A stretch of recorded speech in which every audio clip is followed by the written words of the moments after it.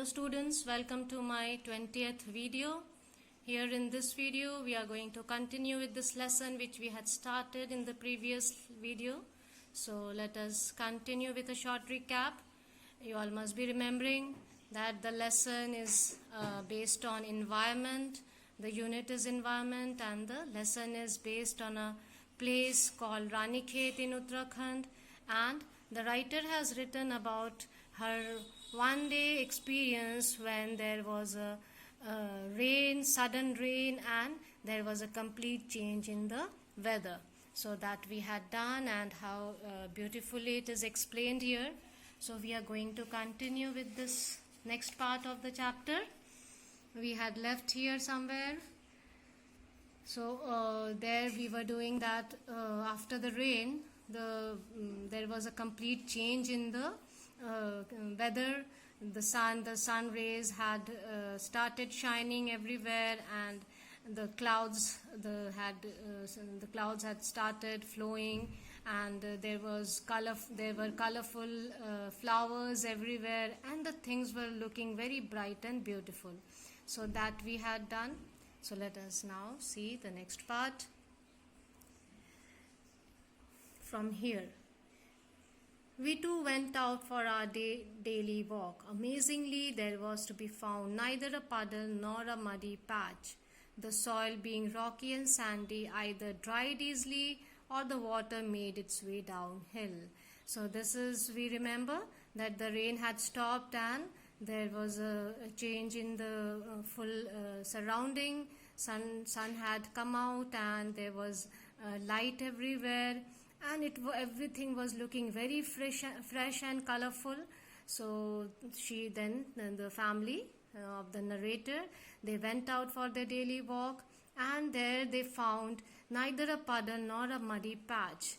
We know why there must not be any puddle or any muddy patch, because it is a slopy, hilly region. The water doesn't remain in one place, it flows down, it goes down. The soil being rocky and sandy, it gets either dried easily or the water made its way downhill. So there are two reasons here. Either because the soil is rocky and sandy, the water must have got absorbed in the soil, or it must have went down the hill. Now that the sky had cleared, the whole mountain range was in view. A full 180-degree stretch of snow-clad mountains gleamed and glistened in the last rays of the sun. Now the view was amazingly beautiful.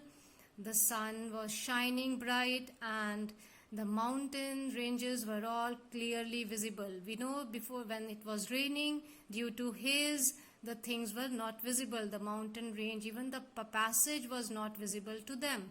But now, after the sun had come out, there was light everywhere, and they could see the mountain range, and a full 180-degree stretch, which was snow-clad, means covered with snow completely. We know these mountains are the Himalayan mountains. They gleamed and glistened. Gleamed means they were shining brightly in the last rays of the sun. Last rays of the sun, what does it mean? It means that it is now evening time. The last rays, now the sun was about to set, and that time it must be looking very much beautiful.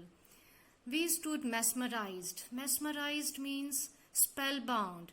They were all as if they were hypnotized by the surrounding, by the view that they were watching, as the reflection of the setting sun on the snow seemed to set the whole range ablaze.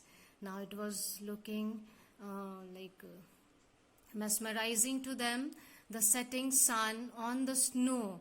It was looking as if it has set the whole range ablaze. Means that ablaze means it looked like as if it has got fire, and the whole range was looking fiery, because of the sunlight.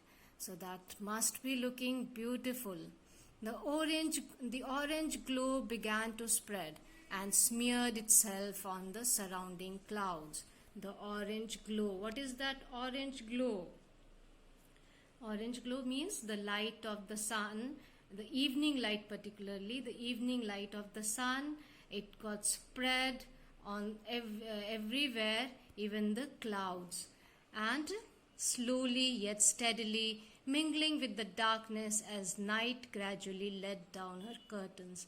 And slowly and gradually the darkness of the night started spreading, and that orange light got mixed up with the darkness of the sun. Mingling means, darkness of the night. Mingling means getting mixed up. So it got mixed up and gradually the night fell. We hurried home to find there was a power cut. Now, since it was darkness everywhere, so of course it was the time for them to return home. So when they returned home, they found that there was a power cut, means there was no electricity, no current supply. After a cup of steaming coffee in candlelight, we stepped out of the bungalow to check the power situation, and what a magnificent sight awaited us. So the whole day was very much beautiful for them, and even the night is taking their breath away, because when they stepped out after having a cup of coffee, they stepped out of the bungalow to check the power situation. What they saw was amazingly beautiful. It was the darkest of dark nights. Darkest of dark nights means too much darkness. Eerie means little fearful, little creepy. Eerie means here little fearful and little creepy, and also little strange. So they went out and saw that the darkness was everywhere, and pitch black. A creak or a crackle made one jump. It was scary for them. And even a creak is a sound, mostly it is like when any door opens, it creates that creaking sound. When it is rusted, the hinges are rusted, that time it creates the creaking sound. So that kind of small sound also could make one jump, means could make anybody frightened. But when we looked up, we stood transfixed in awe.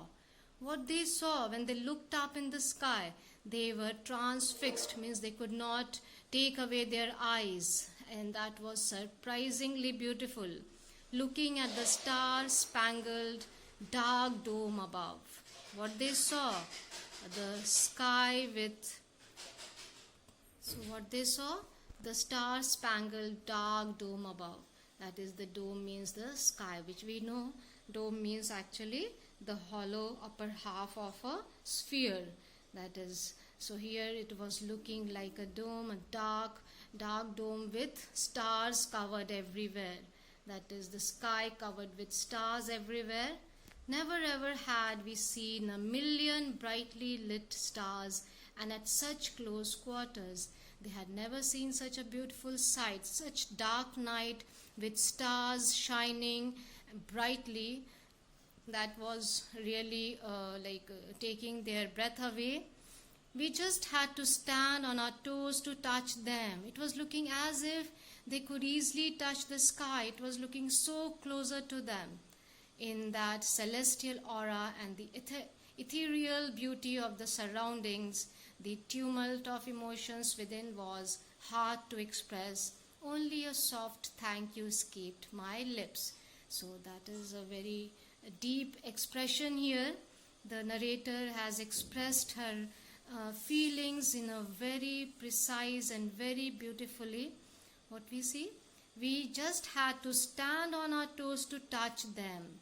Look at the expression, means it was looking so close to them that they just had to stretch their hands, and they could touch the sky. It was looking such close and such clear to them. In the celestial aura, celestial means that heavenly pleasure, that heavenly feeling that they were getting, and the ethereal beauty of the surroundings. That is, ethereal means something not belonging to world, unworldly. beauty of the surroundings. It was not looking like a worldly beauty, out of the world beauty. The tumult of emotions within was hard to express. There was like kind of emotions that were inside the narrator. It's hard to express. Only a soft thank you escaped my lips. So we see that at the end, the narrator is full of many different emotions, feelings, excitement, happiness, thankfulness, and finally she thanks, thank you. Now we can make out whom she might have said this thank you, right? Must be to the God for giving such a delightful sight to them, such a wonderful world, having such beautiful places, and she's the one experiencing such a beautiful beautiful scene, beautiful time spending with the family. So she just said thank you at the end. So that we see that that thanksgiving, that gratitude is very much important. Like of course everything has a everything, there is God behind that particular experience or particular thing that we face.